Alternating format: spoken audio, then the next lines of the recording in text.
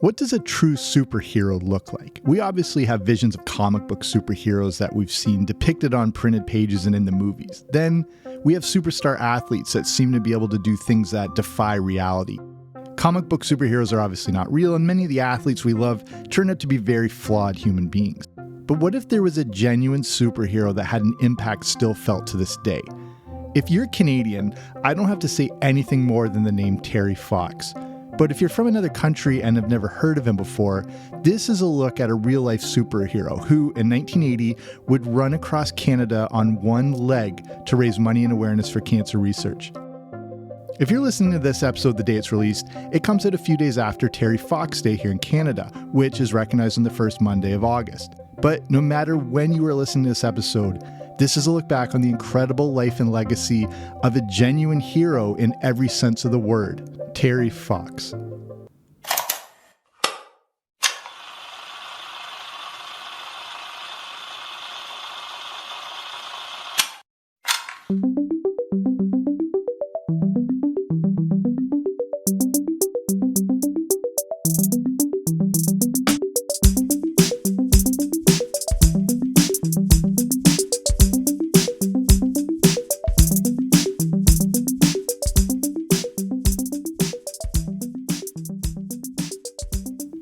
One of my most distinct and early memories is actually seeing Terry Fox live in person. As part of his Marathon of Hope run, he would stop in various cities along the route. I was only about 4 at the time, but this moment is still burned in my memory. On July 17, 1980, he stopped in our downtown and spoke at our Victoria Park bandshell. I remember my sister still being in a stroller, and mainly I remember the thousands and thousands of people in attendance. I have a faint image of him speaking behind a podium. I don't remember exactly what he said, but I remember it being extremely significant. This moment left an indelible mark on me, and I think of all the other kids who must have felt the same way. But it was more than kids. Terry Fox motivated and inspired people of all ages, and accomplished a physical feat that didn't even seem conceivable. But how did we get to that moment over 40 years ago? Terrence Stanley Fox was born in Winnipeg, Manitoba on July 28, 1958. This was just 3 years before another famous Fox from Canada's West Coast was born, Michael J. Fox. When he was 8 years old, the Fox family moved to Surrey, British Columbia. 2 years later, they settled in Port Coquitlam. As a young kid, Fox was fiercely competitive. He hated to lose more than anything. He seemed like one of those kids who hated to lose more than he loved to win, and would keep going at any activity until he succeeded at it. Fox was involved in many sports, but had a fondness for basketball. But because of his shorter height, he wasn't the ideal choice for the high school team. The basketball coach, though, encouraged him to try cross-country running. Fox wanted to do whatever it took to play basketball, and if running cross-country would impress the coach, he would do it. But his fierce determination to succeed pushed him in his running and basketball pursuits, and in grade 12, he was the school's athlete of the year. When it came time for university, Fox's mother encouraged him to go to Simon Fraser University in BC.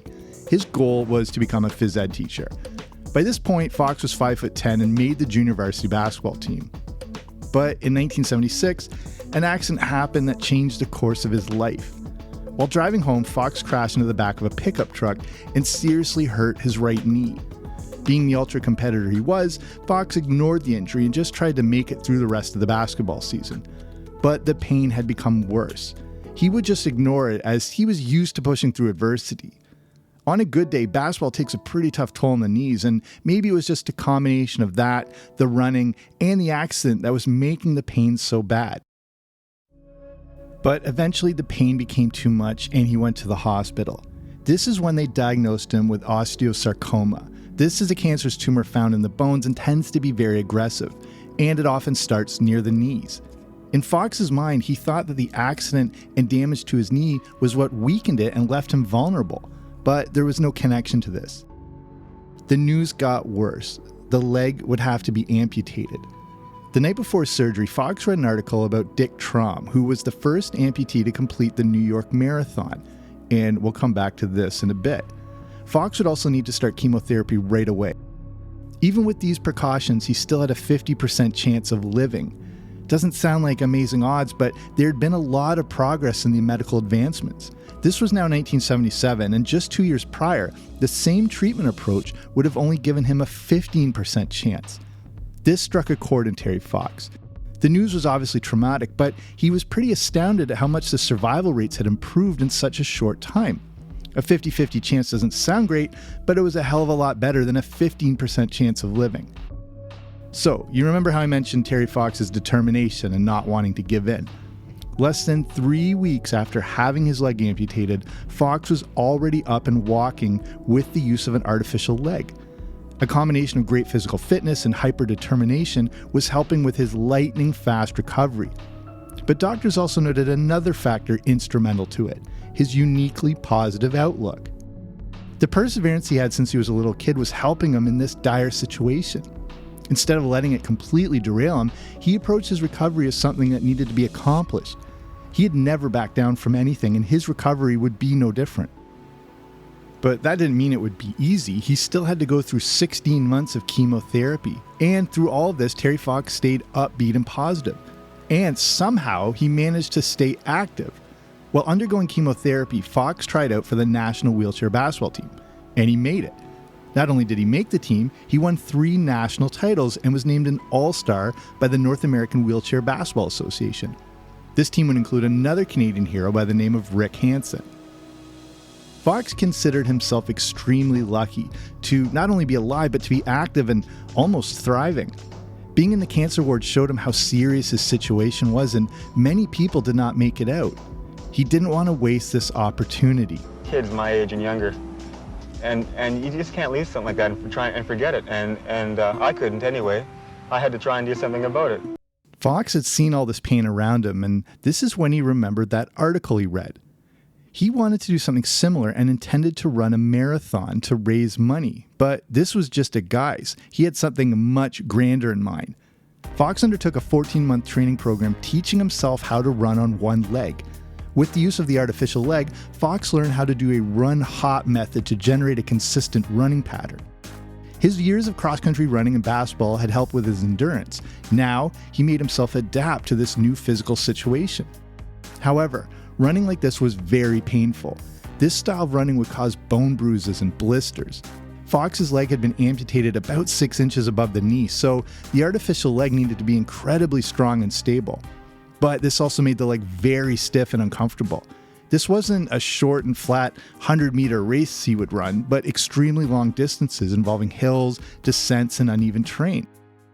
But despite the pain, he just pushed through it. The prosthetic leg he used back then was light years away from the technology and advancements that exist today. In this entire story, it's often overlooked how Terry Fox changed the game when it came to advancements in prosthetics. The leg Fox used also required much more energy to run with compared to what is available today. The leg he used was designed to be used for simple walking on flat ground.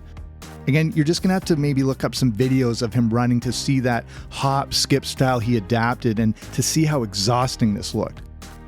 Fox said that after about 20 minutes of running, he discovered he could cross the pain threshold and then settle into a consistent rhythm. I've been an athlete and runner for a lot of my life and can attest to this pain threshold, but I can't even begin to imagine what his situation was like.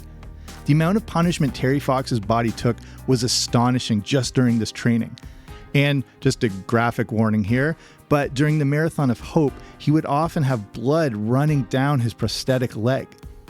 His first challenge was when he competed in a 17-mile race, where he finished last, but only 10 minutes behind the second last competitor.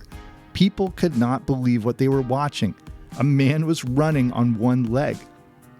But training for a full marathon was the last thing on his mind. Despite his optimism and admiration for the advancements in medicine, it astonished Fox at how little money was being devoted to cancer research. He intended to change all that with the most ambitious quest you could ever think of. He would run across Canada. Now, I don't know how good your geography is, but Canada is kind of a big country. It's the second largest country on Earth and makes up over 6% of the world's landmass. The Atlantic, Pacific, and Arctic Oceans border the country. It stretches nearly 9,000 kilometers or 5,500 miles. The country is 3.8 million square miles. Canada is bloody huge is what I'm trying to say. Terry Fox was going to run across it on one leg to increase cancer awareness and raise money. Terry Fox finally told his family what his ultimate plan was. His goal was to run from the East Coast to the West Coast and raise $1 million. His mother asked him why he couldn't just run across British Columbia, and Fox said, not only people in BC get cancer. But this quest would take planning and money. He wrote to the Canadian Cancer Society, who were skeptical but helped to support him. Other companies would chip in to supply cars, camper vans, and shoes. But he turned down any endorsement that would allow other people to profit from what he was doing. This was about raising money for research. On April 12, 1980, despite the warnings of several doctors, Terry Fox would head out to the most eastern part of Canada. So you might want to open up a map to get an idea of how the Marathon of Hope route was planned out, and I'll point some things out as we go. He started near St. John's, Newfoundland, where he dipped his right leg into the ocean. He also filled up 2 water bottles, intending to pour one of them into the Pacific Ocean. On that first day, he ran 26 miles, basically an entire marathon. And this was the plan, to run a marathon every day. If you're from the East Coast of Canada, you know the weather can be a tad unpredictable in April, and Fox had crazy weather when he first started, including a snowstorm. That very first day started with little fanfare and honestly not much awareness. This is 1980 and there obviously weren't many ways to get the word out at first. You couldn't upload a YouTube video or tweet out the start of the marathon. There weren't any Instagram stories to share the progress. Success and awareness would have to grow organically and gradually. And I hate to say this, but there may have been a lot of skepticism about his plan. People saw a man running on one leg and it appeared to be quite a struggle. How could he even complete a marathon, let alone run across Canada? But fortunately, Terry Fox didn't share their views. He had a vision and a goal to accomplish. His sights were set forward. And herein lies the true nature of Terry Fox. He didn't see himself as having a disability. What he was experiencing was nothing more than a challenge. In his mind, it was just like every other challenge he had ever faced. And it was a challenge he would conquer. It was also an opportunity. It was an opportunity to reach and connect with people. Ultimately, this was something he could just do to help others. And keep in mind, he's only 21 years old then. The fact that he could adopt this mindset shows the truly unique gift he was to the world. Terry Fox wasn't just a remarkable Canadian, this is one of the most remarkable human beings who has ever lived. Each day, Fox and his crew would get up around 4:30 a.m. and he'd immediately do a 12-mile run. This would be followed by a stop and a meal either at a restaurant or something the crew would put together. He would eat as much as he could to fuel himself and then go back to bed to then get up at noon and continue running for another 14 to 16 miles. And he wasn't skipping an inch. In the documentary, A Dream as Big as Our Country, they explain how they would put down a bag of gravel at the precise spot he stopped running each time in each day. Then, when he picked up the running the next morning, he would step out of the van onto the plastic bag in the exact spot to continue the marathon. And they weren't staying in luxury accommodations. Most of the time, Terry Fox would just wrap himself in a sleeping bag and sleep in the back of the van. But he preferred to do much of his running early in the dark and cold mornings, and most of his running was done alone. This limited the amount of support and onlookers at first. Because of this lack of exposure and publicity, donations and raising money did not amount to much. But things would soon pick up.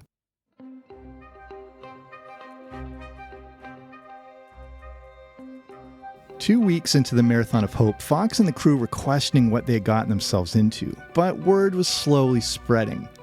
As they reached the edge of Newfoundland, 10,000 people would come out to show their support. They also raised $10,000, $1 per person, and this gave them an idea. As they headed to Nova Scotia, Fox shifted his goal from raising $1 million and thought a better target was $1 for every person in the country, or around $24 million. Fox and his support team also had to take matters into their own hands for publicity. They would call local radio stations to create more awareness and try to spread the word themselves. Can you imagine how much easier this would have been today? Not only would there have been multiple social media teams and campaigns, but brand managers, publicists, and promoters. They had now been on the road for a month, and even though the awareness had grown, it was nowhere near where it needed to be. And financially, they were still way behind. The point of this whole thing was to raise money for cancer research. Fox would now use his nights to start doing radio interviews over the phone, despite how exhausted he was. Despite this exhaustion, the radio interviews started to help. News reports began to spread, and TV stations started to track where he was each day. Now more and more communities wanted him to stop by so he could spread his message and so they could show support. News of Terry's run spread across Canada, and soon the lonely highway was filled with the faces of those yearning to cheer him on. People lined the streets for as long as 3 hours, hoping for the chance to see Terry. When they got to Quebec, things got a bit tougher. For safety reasons, there were some restrictions on where he could run. The language barrier also made it harder to promote what they were doing. Not a lot of money and awareness was generated, and since La Belle Province is such a giant province, they had to spend a lot of time crossing it.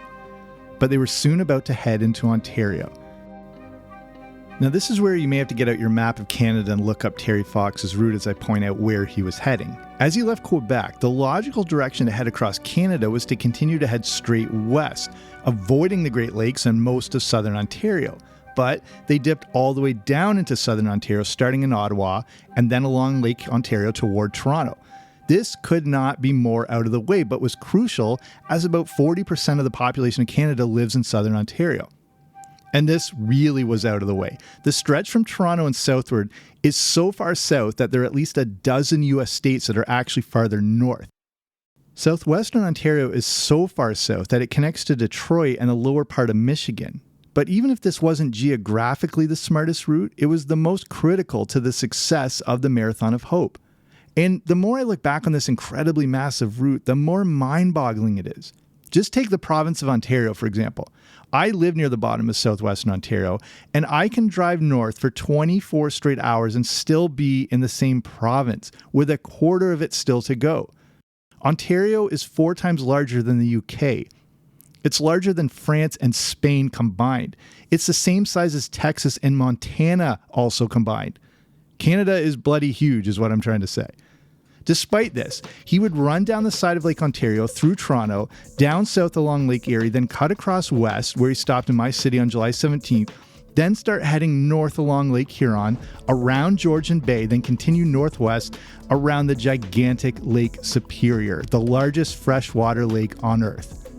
By the way, Lake Superior is larger than the entire UK. It's the same size as Austria. You could fit Vermont, New Hampshire, Massachusetts, Rhode Island, and Connecticut in it. Lake Superior is so big that the sun sets more than 35 minutes later on the western shore than at its southeastern edge. Canada is bloody huge, is what I'm trying to say. By this point, awareness and crowds had become huge. By the time he got to Ottawa, Terry Fox was a major event, and besides thousands of people, a ton of press had arrived. This is a point where people were lining the route everywhere he ran. Everyone who saw him was seeing something that would stick with them forever. And the money started to pour in. A good problem was that Fox was asked to appear and speak at dozens of events. He was already exhausted from the running and the heat, but would continue to make appearances.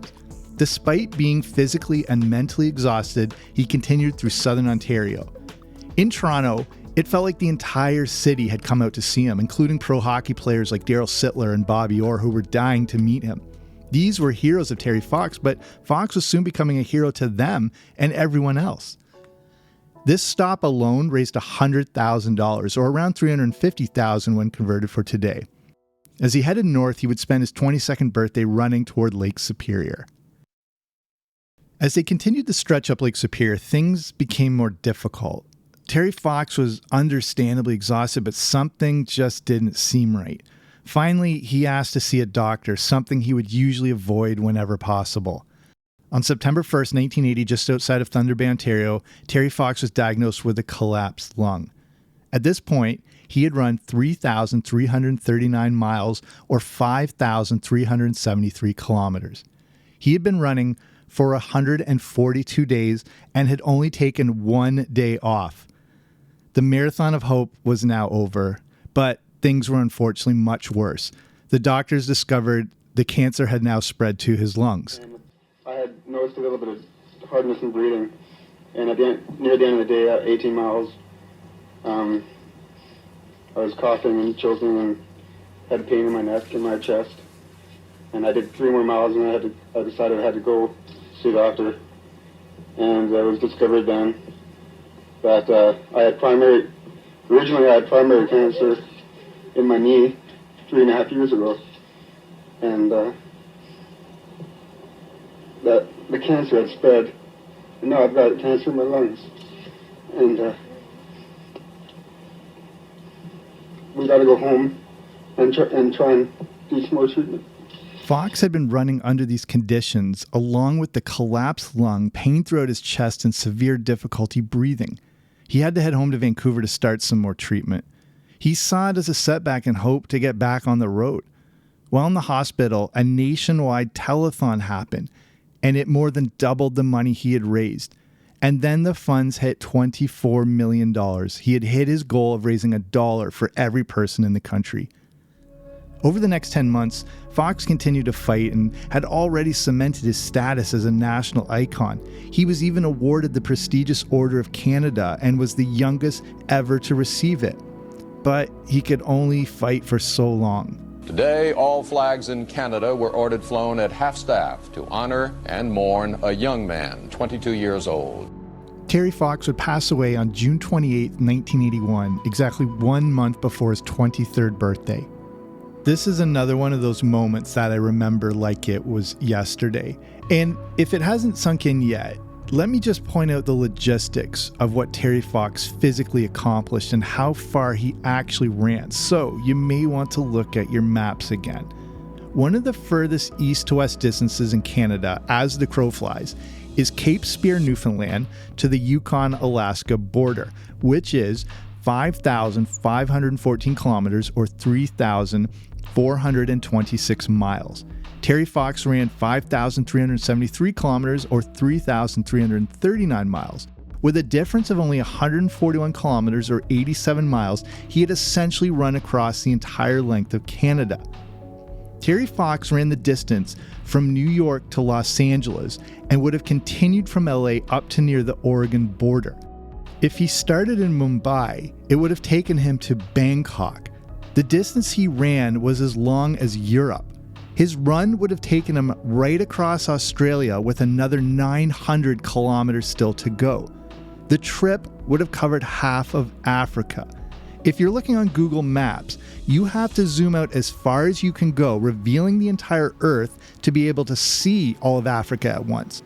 Terry Fox had run almost a seventh of the way around the planet on one leg.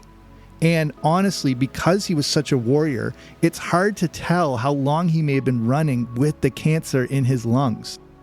I've said to people before that I'm going to do my very best to make it. I'm not going to give up, and that's true. But I might not make it. And if I don't make it, the marathon of hope better continue. Like any true hero, Terry Fox's legacy would only continue to grow long after his death. His work and memory live on through the Terry Fox Foundation. In Canada, just the name Terry Fox has grown into something even bigger than the individual. Today, he has buildings, roads, and parks all across the country named after him. Younger kids may not know exactly who he is, but they've probably been in a Terry Fox park or seen a statue of him. And they would also know of the Terry Fox Run. This is an annual, non-competitive fundraiser and is held every September. The Terry Fox Run is now spread around the world to raise money for cancer research. 21 different countries now have their own Terry Fox Run, and you may have even been in one. The run started in 1981 and has raised over $750 million. My whole family has taken part in this, and distances range from 5 to 15K. There are even shorter ones for schools and younger kids. The idea is to promote participation instead of competition. The Terry Fox Run continues to have no corporate advertisers or sponsors in the same way Fox rejected all the big corporations who would have made money off of sponsoring his original run. This was one of his wishes that continues to be honored to this day. Sometimes I hate the idea of time passing as fast as it has. I can't believe that in a blink of an eye I'm now in my 40s. But at the same time, I'm thankful that I'm old enough that I can remember someone like Terry Fox and actually got to see him. I'm thankful to have lived and experienced this moment that not only had a profound impact on me, but filled me and the entire country with inspiration. The image of him running is the definition of iconic. Just attempting to do what he did is remarkable, let alone how far he got under the circumstances. And I think the proof of his legacy is how important he remains today.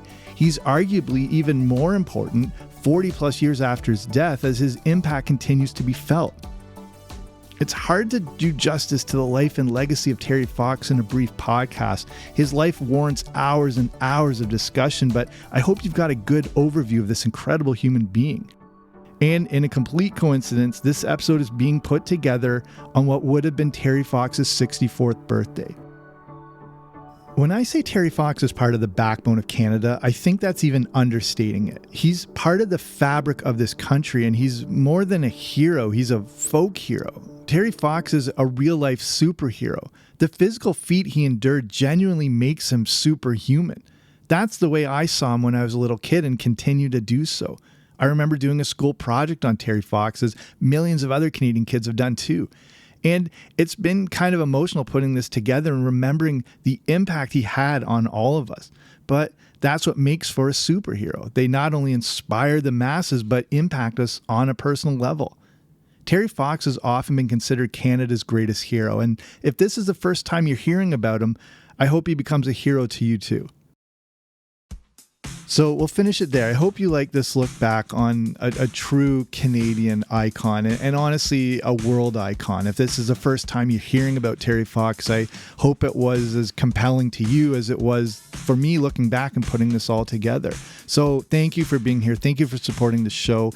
If you're in a position to do so, you can consider sponsoring the show over at patreon.com. That's the platform for where as little as a few bucks a month, you can support me and the show, but you get different audio rewards, and there are various tiers, and with each tier comes different rewards. So I've got the Everything 80s movie review podcast over there. We just put up a classic crazy one looking at Stephen King's Maximum Overdrive. If you haven't listened already and you're on Patreon, go check your feed. So if you want to learn more, if you're just interested in this, you can go to patreon.com/80. So patreon.com/80S. So that's it for me. Thank you for listening. I'll be back soon with a new episode. Don't you dare miss it.